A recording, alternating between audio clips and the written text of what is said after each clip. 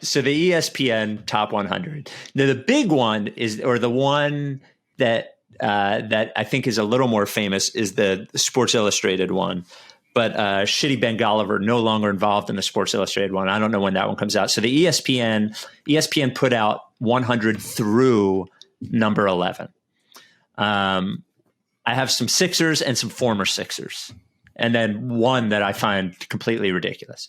Josh Richardson feels about right at 80. They have him right behind Dennis Schrader and Aaron Gordon.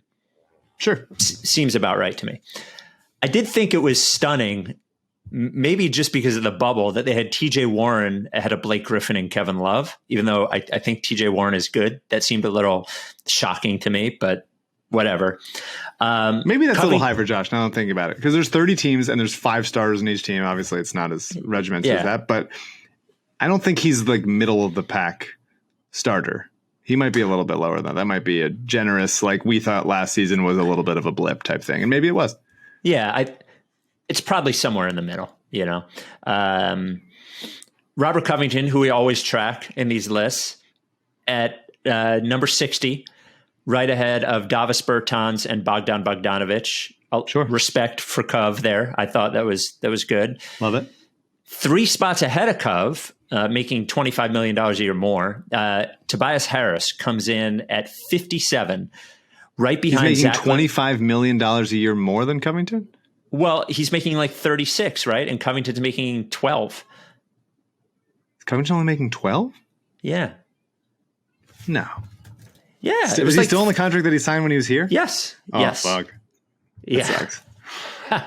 And I think, yeah.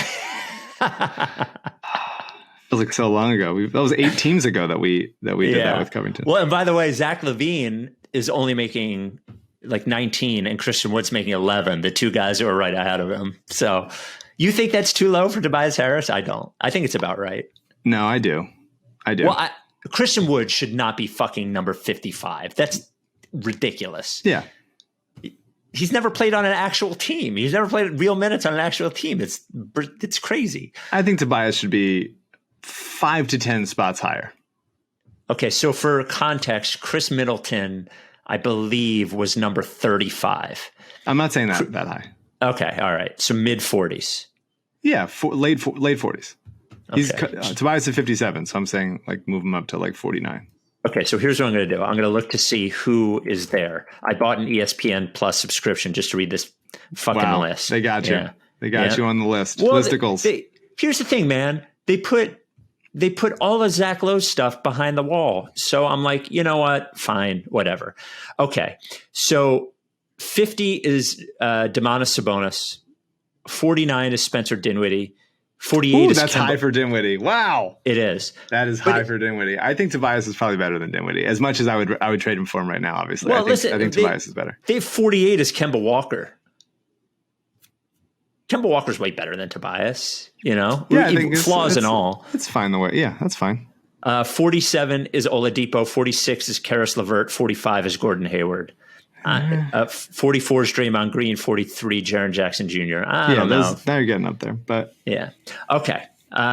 Next one is this isn't Sixers, but how is Zion Williamson, number 19, right behind Devin Booker and Donovan Mitchell, and ahead of Bradley Beal and Pascal Siakam?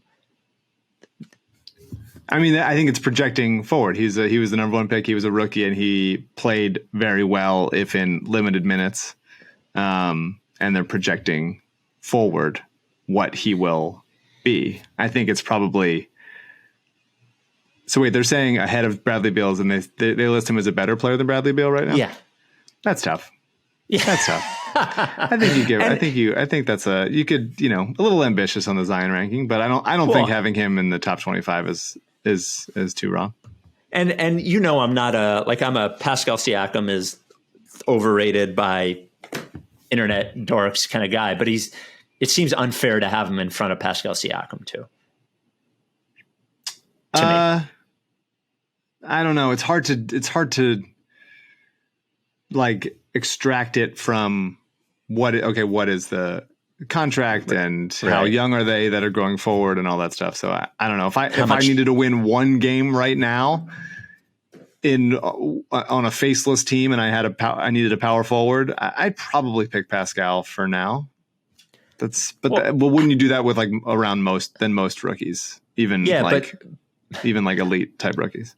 Honestly, at this point, who would you bet will play more of the 72 games or will even be there? You know, I think the Zion Williamson injury worries are very, very, very, very real. Lost some weight stuff. Yeah. Lost a lot of weight, slimming down, get in shape.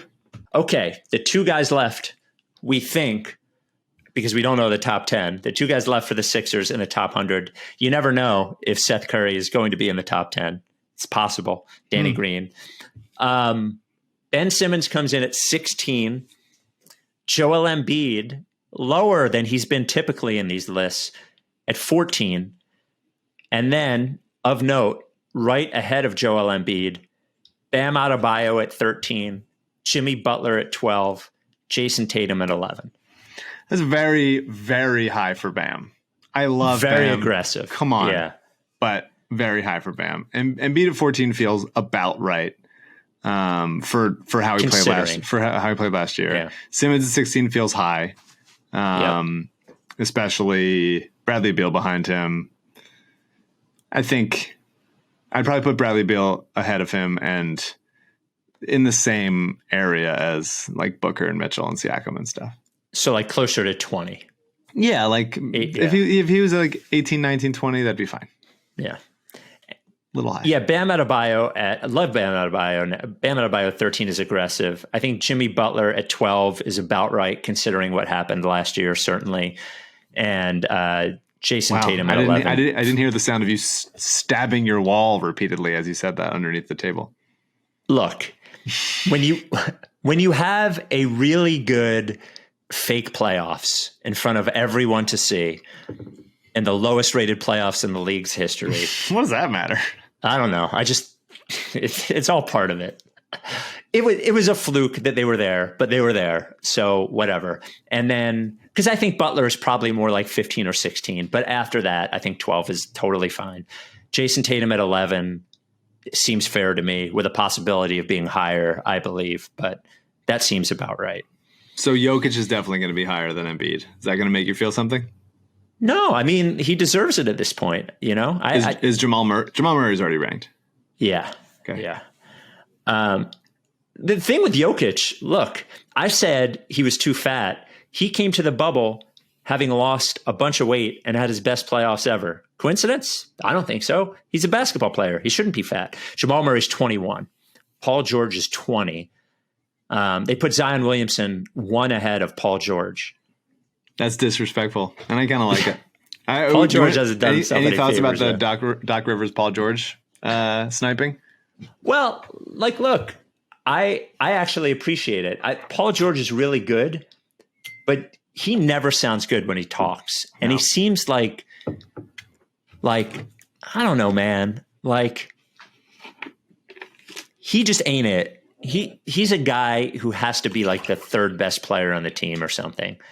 I don't know. I take Doc's side, not just because he's a Sixer. I just think I try to like Paul George, but every year he just becomes a bigger fucking lame-o than he was the year before.